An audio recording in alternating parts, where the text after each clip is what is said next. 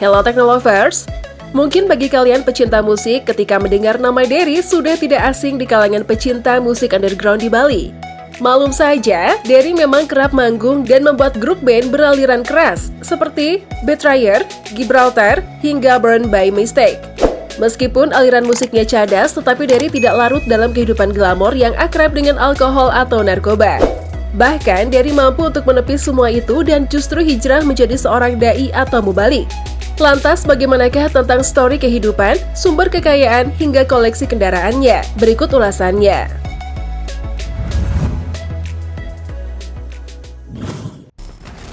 Sebelum itu, siapakah sosok Ustadz Dery Sulaiman? Ia sempat dikenal oleh para pecinta musik underground di Pulau Dewata, Bali karena Dery merupakan pencipta grup band beraliran keras, semacam Gibraltar, Burn by Mistake, serta Betrayer. Dalam hal ini, diketahui Dery memiliki riwayat sebagai musisi sebelum terjun menjadi penceramah. Dilansir dari berbagai sumber, ia lahir dan berasal dari Saniang Baka, Sumatera Barat, bertepatan pada 1 Agustus 1978. Berdasarkan data tersebut, diketahui bahwa umur Dery Sulaiman yakni 43 tahun sekarang ini.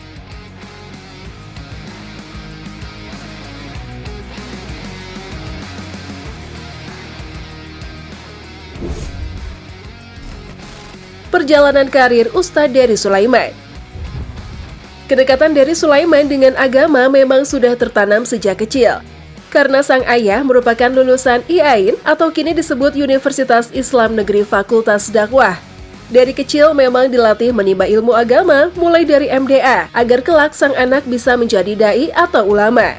Kalau berbicara soal kecintaannya kepada musik hingga mengantarkannya menjadi seorang musisi, hal ini bermula saat kelas 2 Sanawiyah. Ia dan teman-temannya kerap mengikuti festival-festival band yang saat itu digelar di Sumbar. Saat kelas 3 Sanawiyah, tepatnya ketika menghadapi ujian Eptanas, sekarang UN, Dery mendapatkan ujian berat dengan kepergian sang ibu karena mengalami kecelakaan lalu lintas bersama sang ayah. Kejadian ini pun menjadi cobaan berat dan membuatnya stres, karena selama hidup dia sangat menjadi anak manja kesayangan sang ibu.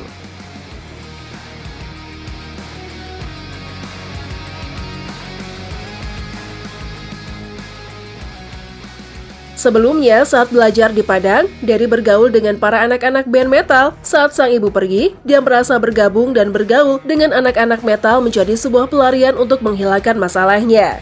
Saat itu menurut Dery, musik metal adalah musik yang menjadikan dia ceria lagi dan bersemangat. Saat 3 tahun mengarungi musik metal di kota Padang, Dery membuat band pertamanya yang diberi nama Liang Lahat. Hingga tamat SMA, Dery yang dianjurkan kuliah oleh sang ayah tak menyetujui hal tersebut karena bukan hobinya, yang sedari dulu bermain musik dan melukis. Sang ayah pun tak mau memaksakan kehendaknya dan memberikan pilihan sepenuhnya kepada Dery. Ia pun bertekad untuk pergi merantau ke Jakarta pada tahun 1996 untuk menjadi seorang anak band.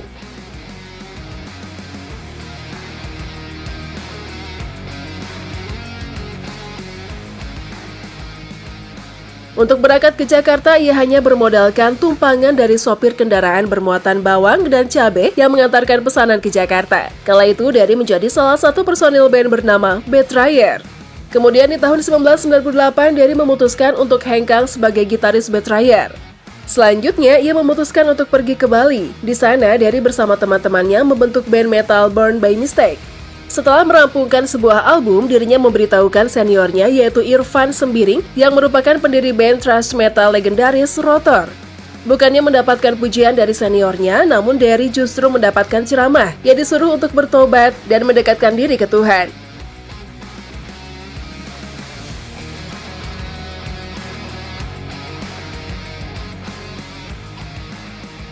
Sejak kalimat-kalimat kritikan tersebut datang dari seniornya itu, Dery Sulaiman mulai memikirkan tentang apa tujuan hidupnya.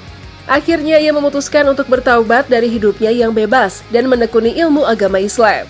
Semenjak saat itu, Dery Sulaiman pun memperdalam ilmu agamanya ke berbagai negara, seperti India, Pakistan, hingga Bangladesh. Sepulangnya dari sana, Ustadz Dery Sulaiman pun aktif berdakwah di lingkungannya di Bali, dan bahkan ke beberapa kota di tanah air.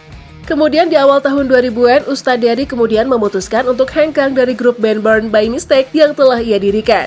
Sepulang memperdalam agama Islam, Ustadz Dery kemudian memutuskan untuk menjadi pendakwah. Menariknya lagi, Ustadz Dery Sulaiman juga aktif untuk berdakwah ke berbagai diskotik dan klub malam di Bali. Meskipun kedengarannya cukup ekstrim, namun Dery punya alasan tersendiri. Ia berharap agar para masyarakat, khususnya para musisi, dapat mengikuti jejaknya untuk bertaubat. Meskipun kini sudah menetap di jalan dakwah, namun Ustadz Dery Sulaiman tidak serta-merta meninggalkan dunia musik. Bahkan diketahui ia sempat merilis lagu Dunia Sementara Akhirat Selamanya pada tahun 2015 lalu. Namun berbeda dengan lagu-lagu sebelumnya, lagu yang ia bawakan kini banyak berisi soal ajakan kebaikan dan tema-tema agama.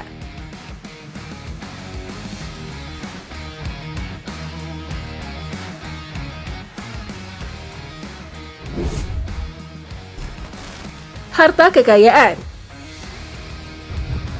Bicara soal harta kekayaan dari Dery Sulaiman ini, tidak diketahui berapa besar jumlahnya, mengingat ia bukanlah pejabat pemerintah yang wajib melaporkan harta kekayaannya. Kemudian untuk pemukimannya sendiri, Dery Sulaiman yang minimalis dan modern. Hal itu diketahui karena potret rumah dari mantan personil band thrash metal ini pernah diperlihatkan oleh Ustadz Abdul Somad dalam channel YouTube. Tampaknya rumah Dery berada di dalam kompleks perumahan. Perumahan klaster tersebut tampak bergaya minimalis dengan balutan cat yang berwarna putih. Selain itu, suasana rumah di kompleks tersebut nampak asri karena adanya tanaman hias di depan rumah. Untuk terasnya sendiri ternyata dikonsep secara sederhana. Tidak ada dekorasi yang mencolok di teras tersebut, yang ada hanya tanaman hias.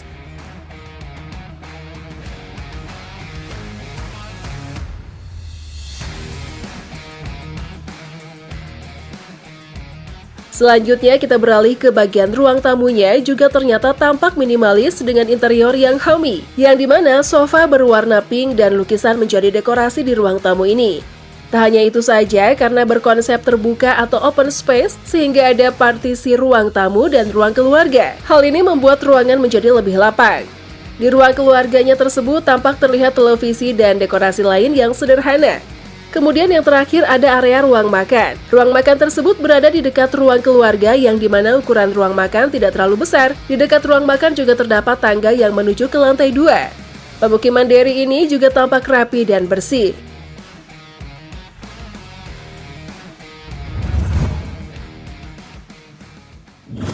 Nah, itulah tadi ulasan seputar story kehidupan, sumber kekayaan, hingga koleksi kendaraan Ustadz Dery Sulaiman. Menurut Teknolovers, gimana nih? Tulis pendapat kalian di kolom komentar ya! Yuk dukung terus channel ini dengan memencet tombol like, komen, dan subscribe. Thanks for watching and see you!